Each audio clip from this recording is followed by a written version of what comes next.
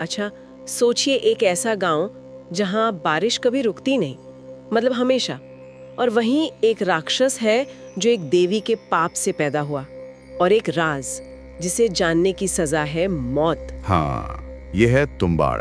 और आज हम इसी की दुनिया में थोड़ा गहरे उतरेंगे। हमारे पास एक लेख के कुछ अंश है, तुम्बाड़, लालच और शापित विरासत।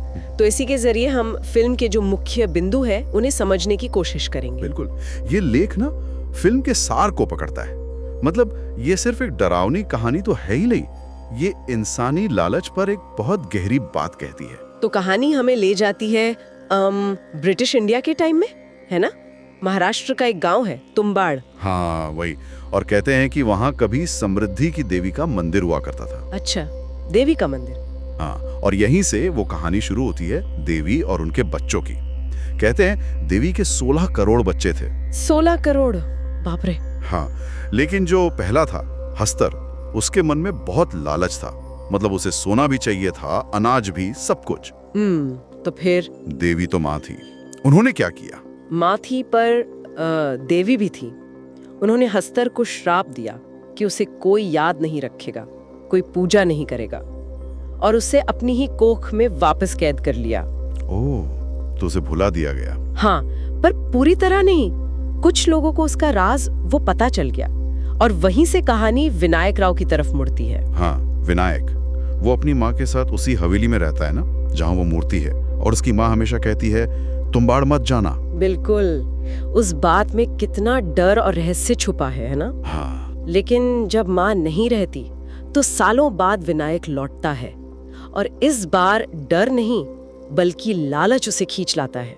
वो शापित खजाना उसे पाना चाहता है वो। तो उसे मिलता है हस्तर, पर लेख क्या बताता है? मतलब कैसा है हस्तर? लेख के हिसाब से हस्तर एक अजीब सा डरावना राक्षस है जो सोने के सिक्कों पर पलता है, और वो सिर्फ अंधेरे में बाहर आता है। अंधेरे में? और उसे बुलाने के लिए? हाँ, उसे बुलाने के लिए आटे की एक लोई या गुड़िया बनानी पड़ती है, उसका भोग लगाना पड़ता है। सोचिए, आटे से हस्तर को बुलाना अजीब रस्म है। तो विनायक क्या करता है? वो रोज जाता है, आटे का गोला दिखाता है, हस्तर सोने के सिक्के उगलता है, और विनायक वो झपट कर सिर्फ एक सिक्का लेता है, हर बार, बस एक सिक्का रोज? ये क्यों?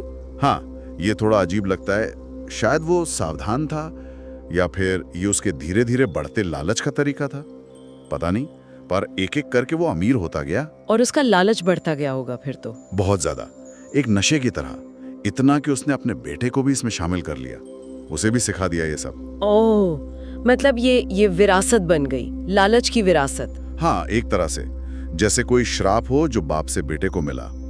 लेख भी इसी तरफ इशारा करता है कि ये सिर्फ लालच नहीं था, ये कुछ और गहरा था। और अंत तो भयानक होगा फिर। बहुत भयानक। जब विनायक और उसका बेटा फिर जाते हैं हस्तर के पास, तो उन्हें वहां एक नहीं बल्कि सैकड़ों हस्तर मिलते हैं, हर तरफ भूखे। सैकड़ों? हे भगवान, तब क्या किया विनायक ने? वही किया जो शायद उस वक्त कोई पिता करता। उसने बेटे को धक्का दिया और चिल्लाया, तू भाग जा, मैं यहाँ मरने आया हूँ। उसने खुद को? हाँ, उसने खुद को कुर्बान कर दिया ताकि बेटा बच सके। एक भयानक अंत, पर उसमें एक बलिदान छुपा था। बेटा बच तो गया, लेकिन क्या वो सच में उस लालच से बच पाया? क्योंकि बीज तो उसमें भी पड़ चुका था। सही कहा। कहानी यही एक बड़ा सवाल छोड़ देती है। तुम्बाड़ सिर्फ डराती नहीं है, ये असल में पीढ़ी दर पीढ़ी चलने वाले लालच की कहानी है। एक ऐसा चक्र जिससे निकलना नामुमकिन सा लगता है। पिता का बलिदान हुआ, पर क्या बेटा उस चक्र से आजाद हो पाया? यही तो सोचने वाली बात है।